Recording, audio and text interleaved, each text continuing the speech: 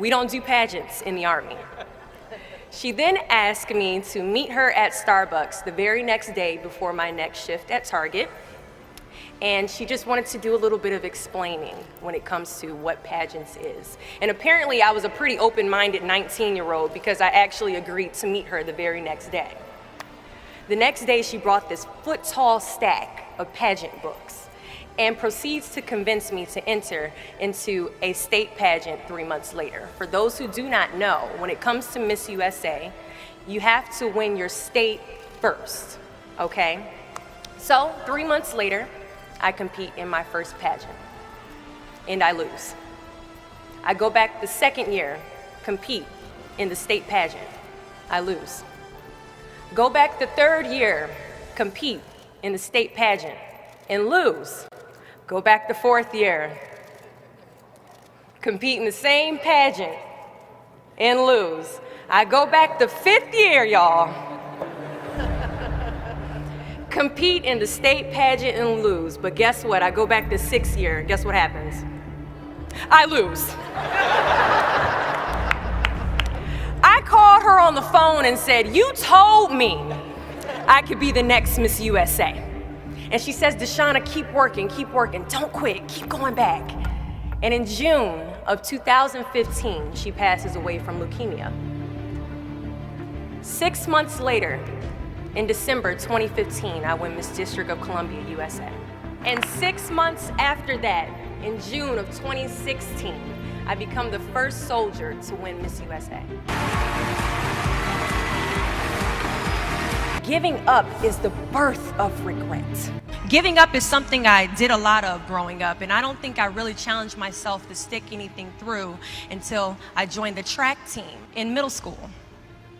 I remember having to ask my mom after tryouts and making it to the team for my very first pair of track shoes. Now at the time, she walks into our house and she has a bag that has a nice Nike check sign on it, so I get excited because I wasn't getting new shoes very often. I go to take the shoe box out the bag and I notice that it says a size 9 on it. Mind you, in the 7th grade I was a size 5. I open the box and I slide my feet into the shoe and I look at my mother and I said, "These shoes are too big." She says, "I know, I did that on purpose." I was like, "Why would you buy shoes that are too big on purpose, Mom?" And she says, "Because I know that you're going to grow into them." Coach has us line up on the starting line and he wants us to run a lap around the track. As we go to take off, I immediately fall to the ground, twist my ankle because the shoes are entirely too big. See, I couldn't run at the speed that I wanted to because I didn't fit the shoes I was wearing at the time.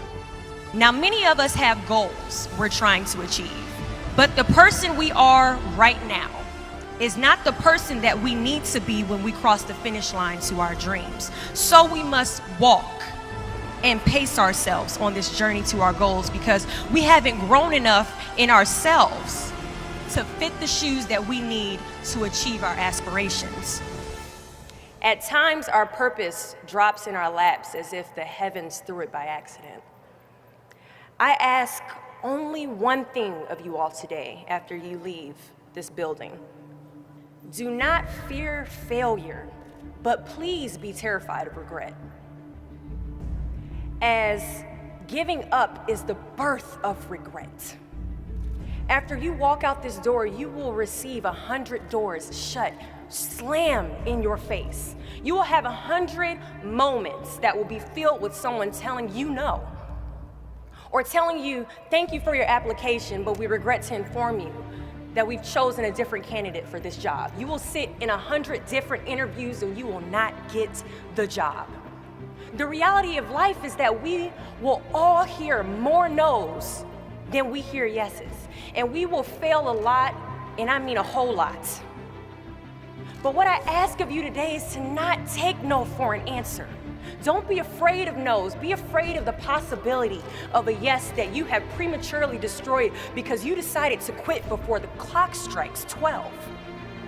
You can ask anyone, friend, family, anybody. I love a good no. Please tell me no. Telling me no is like adding fuel to a fire that is now set ablaze because of your single no. I love additional reasons to work harder. Please give me a reason. So today I challenge you to fight, to work, to not stop here, to believe so heavily in your aspirations that you too will not fear the word no, but instead you will choose to welcome it. Thank you.